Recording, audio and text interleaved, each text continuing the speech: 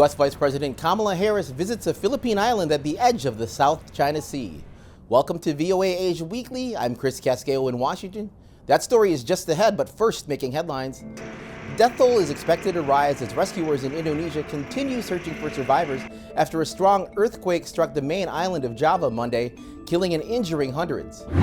The U.S. ambassador to the United Nations, flanked by representatives of 13 countries, read out a joint statement strongly condemning last Thursday's ICBM launch from North Korea. The daughter of North Korean leader Kim Jong-un, who recently made her first public appearance at a missile launch site, is his second child, South Korea's intelligence agency told lawmakers Tuesday.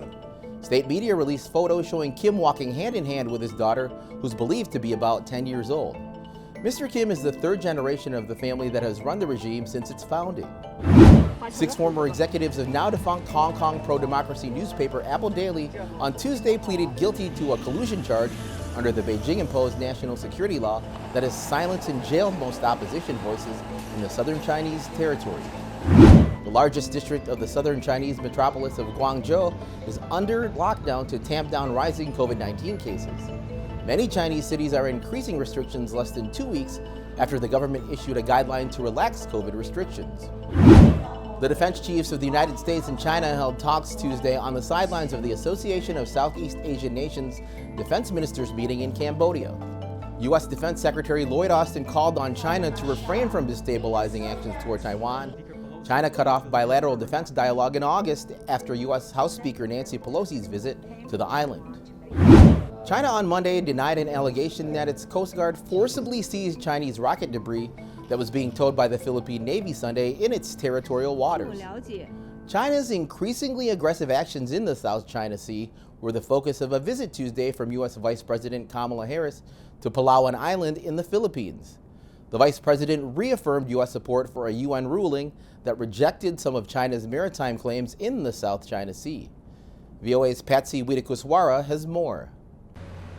Meeting local communities in the Philippines island of Palawan, U.S. Vice President Kamala Harris underscored the consequences of illegal fishing, a regional problem with China as its biggest offender. The Vice President is the highest-ranking U.S. official to visit the South China Sea island, just 330 kilometers east of the disputed Spratly Islands, claimed entirely by China and partly by the Philippines, Brunei, Malaysia, Taiwan, and Vietnam. As the United States has long made clear, we support the 2016 ruling of the UN Arbitral Tribunal, which delivered a unanimous and final decision firmly rejecting China's expansive South China Sea maritime claims. China, the Philippines, Brunei, Malaysia, Taiwan, and Vietnam have competing territorial claims in various parts of the sea, with Beijing claiming most of it. Skirmishes have occurred. Philippines President Ferdinand Marcos Jr. The upheavals that we are seeing, especially in the, not only in the region, but especially in the region, these partnerships become even more important. Harris' visit was designed to show support for one of Washington's oldest allies in Asia. During her Monday meeting with Marcos, she said an attack on the Philippines would invoke U.S. mutual defense. As China increases military activity in the region, Washington is seeking to repair ties with Manila after fraught relations under previous President Rodrigo Duterte.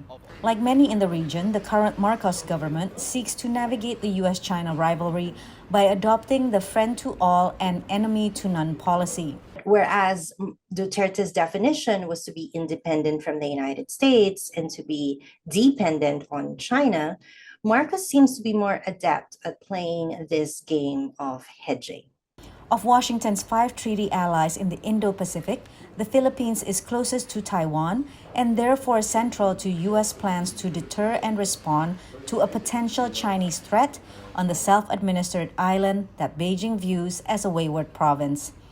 Patsy Widakuswara, VOA News, Jakarta, Indonesia. That's all the time we have here on VOA Asia Weekly. Thank you so much for joining us. I'm Chris Casquejo. Please be sure to tune in again next week.